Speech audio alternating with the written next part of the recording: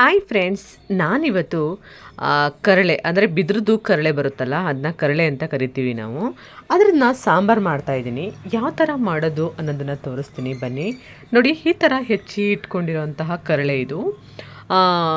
ಇದು ಸೀಸನ್ನು ತುಂಬ ಈ ಸೀಸನಲ್ಲಿ ಚೆನ್ನಾಗಿ ಸಿಗ್ತವೆ. ನಾನಿವಾಗ ಇದಕ್ಕೆ ಸ್ವಲ್ಪ ತರಕಾರಿ, ಸ್ವಲ್ಪ ಕಾಳು ಎರಡನ್ನೂ ಮಿಕ್ಸ್ ಮಾಡಿ ಮಾಡ್ತಾಯಿದ್ದೀನಿ. ಜಾಸ್ತಿ ಕಾಳನ್ನು ಹಾಕ್ಕೊತಾ ಇಲ್ಲ. ಬೈ ಚಾನ್ಸ್ ನಿಮ್ಮ ಮನೇಲಿ ಜಾಸ್ತಿ ಜನ ಇದ್ದರೆ ನೀವು ಒಂದು ಸ್ವಲ್ಪ ಎಲ್ಲ ಕಾಳುಗಳ್ನೂ ಹಾಕ್ಕೊಂಡು ಮಾಡ್ಕೊಳ್ಳಿ, ಚೆನ್ನಾಗಿರುತ್ತೆ.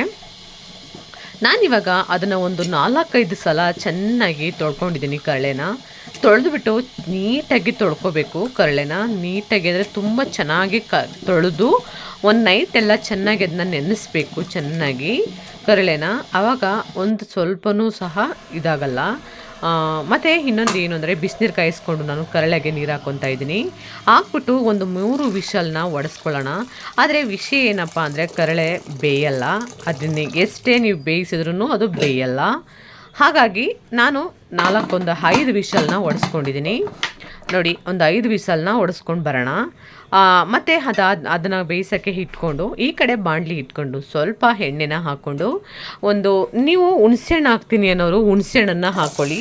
ಒಂದು ಸ್ವಲ್ಪ ನಾನು ಈರುಳ್ಳಿನ ಹಾಕೋತಾ ಇದ್ದೀನಿ. ಈರುಳ್ಳಿ ಹಾಕ್ಕೊಂಡಾದಮೇಲೆ ಸ್ವಲ್ಪ ಬೆಳ್ಳುಳ್ಳಿ, ಸ್ವಲ್ಪ ಶುಂಠಿ ಎಲ್ಲನೂ ಹಾಕ್ಕೊಂಡು ಫ್ರೈ ಮಾಡ್ಕೊತಾ ಇದ್ದೀನಿ. ಈ ಥರ ಫ್ರೈ ಮಾಡ್ಕೊಳ್ಳಿ, ಚೆನ್ನಾಗಿರುತ್ತೆ ಸಾಂಬಾರು, ಟೇಸ್ಟಿಯಾಗಿ ಸೂಪರಾಗಿ ಬರುತ್ತೆ. ಅದಾದಮೇಲೆ ಇವಾಗ ಸ್ವಲ್ಪ ಚಕ್ಕೆ ಮತ್ತು ಲವಂಗ, ಗಸಗಸೆ 3 ಹಾಕ್ಕೊಂಡು ಫ್ರೈ ಮಾಡ್ಕೊಳ್ಳೋಣ. ನೀವು ಕರಳೆ ಯಾರು ತಿನ್ನಲ್ಲ ಅನ್ನೋರು ಈ ಥರ ಮಾಡ್ಕೊಂಡು ನೋಡಿ, ತುಂಬ ಅಂದರೆ ತುಂಬ ಚೆನ್ನಾಗಿರುತ್ತೆ. ಒಂದು 3 ಟೊಮೊಟೊನ ನಾನು ಚಿಕ್ಕದಾಗಿ ಕಟ್ ಮಾಡಿ ಹಾಕ್ಕೊತಾ ಇದ್ದೀನಿ.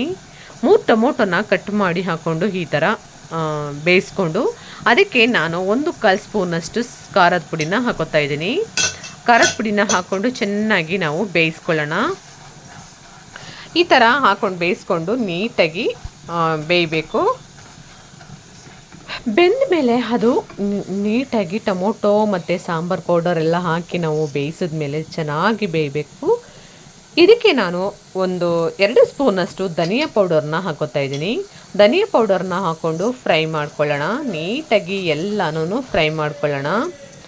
ಮತ್ತು ಇದಕ್ಕೆ ಸ್ವಲ್ಪ ಎಣ್ಣೆ ಕಮ್ಮಿ ಅನ್ನಿಸ್ತಾ ಇದೆ, ಇನ್ನೊಂದು ಸ್ವಲ್ಪ ಎಣ್ಣೆನ ಹಾಕ್ಕೊಂಡು ಫ್ರೈ ಮಾಡ್ಕೊಳ್ಳಿ. ಮತ್ತು ನಾನಿವಾಗ ಮೆಂತ್ಯ ಸೊಪ್ಪನ್ನು ನಾನು ಹಾಕೋತಾ ಇದ್ದೀನಿ. ಮೆಂತ್ಯ ಸೊಪ್ಪನ್ನು ಹಾಕ್ಕೊಳ್ಳಿ, ತುಂಬ ಅಂದರೆ ತುಂಬ ಟೇಸ್ಟಿಯಾಗಿರುತ್ತೆ. ಮತ್ತು ಇನ್ನೊಂದು ಏನು ಅಂದರೆ ರುಬ್ಬಿಟ್ರೆ ಕಲರು ಚೇಂಜ್ ಆಗಿಬಿಡುತ್ತೆ ಮೆಂತ್ಯ ಸೊಪ್ಪು. ಹಾಗಾಗಿ ನೀವು ಬೇಕಾದರೆ ಒಂದು ಕೆಲಸ ಮಾಡಿ, ಎಣ್ಣೆಯಲ್ಲಿ ಚೆನ್ನಾಗಿ ಮೆಂತ್ಯ ಸೊಪ್ಪನ್ನು ಹುರಿದ್ಬಿಟ್ಟು ಇದರೊಳಗಡೆ ಹಾಕ್ಕೊಂಡು ಬೇಯಿಸ್ಕೋಬೋದು. ನಾನೇನು ಮಾಡಿದೆ ಅಂದರೆ ರುಬ್ಬಕ್ಕೆ ಹಾಕ್ಕೊಂಬಿಟ್ಟೆ, ರುಬ್ಬಿದ್ದೀನಿ ಅದನ್ನು.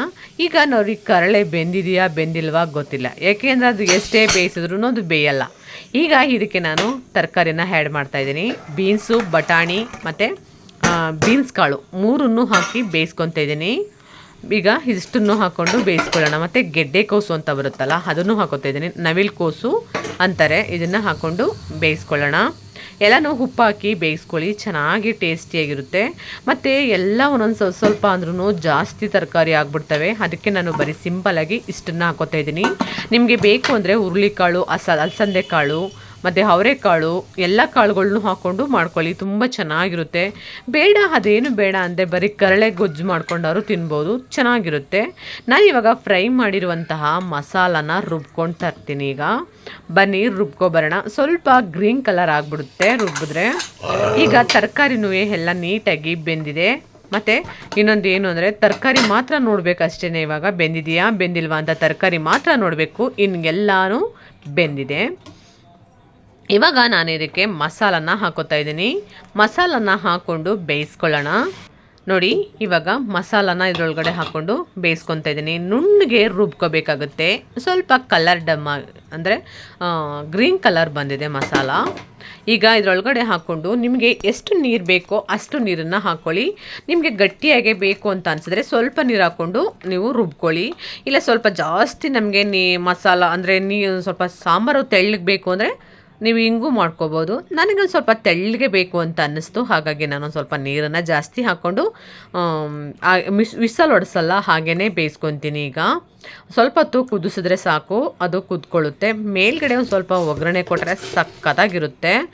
ಈಗ ನಾನು ಇದಕ್ಕೆ ಸ್ವಲ್ಪ ರುಚಿ ತಕ್ಕಷ್ಟು ಉಪ್ಪನ್ನು ಹಾಕೋತಾ ಇದ್ದೀನಿ. ರುಚಿ ತಕ್ಕಷ್ಟು ಉಪ್ಪನ್ನು ಹಾಕ್ಕೊಂಡು ನಿಮಗೆ ಎಷ್ಟು ಉಪ್ಪು ಖಾರ ಎಲ್ಲ ಕರೆಕ್ಟಾಗಿದೆಯಾ ಅಂತ ಒಂದು ಸಲ ಚೆಕ್ ಮಾಡ್ಕೊಳ್ಳಿ. ಚೆಕ್ ಮಾಡಿಕೊಂಡು ನೀವು ಚೆನ್ನಾಗಿ ಕುದಿಸ್ಕೊಂಡು ನೋಡಿ ಎಷ್ಟು ನಾನು ತುಂಬ ತೆಳುವಾಗಿ ಮಾಡಿದ್ದೀನಿ. ತುಂಬಾ ತೆಳುವಾಗಿ ಕಾಣಿಸ್ತಾ ಇದೆ ನೋಡಿ, ನೀವೇ ನೋಡ್ತಾ ಇದ್ದೀರಲ್ಲ. ಮತ್ತು ಈ ಕಡೆ ಒಗ್ಗರಣೆ ಹಾಕ್ಕೊಳ್ಳೋಣ. ನಾನು ಒಂದು ಚಿಕ್ಕದು ಒಂದು ಬಾಣಲಿ ಇಟ್ಕೊಂಡು ಅದಕ್ಕೆ ಸ್ವಲ್ಪ ಜೀರಿಗೆ ಸಾಸಿವೆ ಎರಡನ್ನೂ ಹಾಕಿ ಚಟಪಟ ಅಂತ ಸಿಡಿಯೋವರೆಗೂ ಅದನ್ನ ಸಿಡಿಸ್ಕೊಂಡು ಚೆನ್ನಾಗಿ ಬೇಯಿಸ್ಕೊಂಡು ಅದ್ರ ಒಳಗಡೆ ನಾನು ಸ್ವಲ್ಪ ಅರ್ಧ ಈರುಳ್ಳಿನ ಕಟ್ ಮಾಡಿ ಹಾಕ್ಕೊಂಡು ಕರಿಬೇವಿನ ಸೊಪ್ಪು ಈರುಳ್ಳಿ ಎಲ್ಲನೂ ಹಾಕಿ ಅದನ್ನು ನಾನು ಒಗ್ಗರಣೆಗೆ ಹಾಕೋತಾ ಇದ್ದೀನಿ. ನೋಡಿ, ಅದ್ರ ಜೊತೆಗೆ ನಾನು ಈರುಳ್ಳಿನೂ ಹಾಕ್ಕೊಂಡಿದ್ದೀನಿ. ಎಲ್ಲನೂ ನೀಟಾಗಿ ಮಿಕ್ಸ್ ಮಾಡಿ ಬೇಯಿಸಬೇಕು. ಸೂಪರಾಗಿರುತ್ತೆ. ಒಂದು ಸಲ ನೀವು ಈ ಥರ ಟ್ರೈ ಮಾಡಿ ನೋಡಿ, ನಿಜವಾಗ್ಲೂ ಹೇಳ್ತೀನಿ, ಅದ್ಭುತವಾಗಿರುತ್ತೆ. ಕರಳೆ ಸಾಂಬಾರು ಇಷ್ಟೊಂದು ಚೆನ್ನಾಗಿರುತ್ತಾ ಅಂತ ನೀವೇ ಅಂತೀರ, ಅಷ್ಟು ಚೆನ್ನಾಗಿರುತ್ತೆ. ರೈಸ್ ಜೊತೆಗೆ ಮೇಲ್ಗಡೆ ಸ್ವಲ್ಪ ಕೊತ್ತಂಬರಿ ಸೊಪ್ಪನ್ನ ಇದ್ದರೆ ಹಾಕೋಬೋದು, ಇಲ್ಲಾಂದರೆ ಬೇಡ, ಹಾಕಲೇಬೇಕು ಅಂತ ಏನಿಲ್ಲ. ಬಟ್ ಚೆನ್ನಾಗಿರುತ್ತೆ ಫ್ಲೇವರು, ಅದಕ್ಕೋಸ್ಕರ ಹಾಕ್ಕೋಬೇಕಷ್ಟೇ. ನೋಡಿ ಈಗ ಎಷ್ಟು ತೆಳ್ಳಗಿದೆ ಅಂತ. ತುಂಬ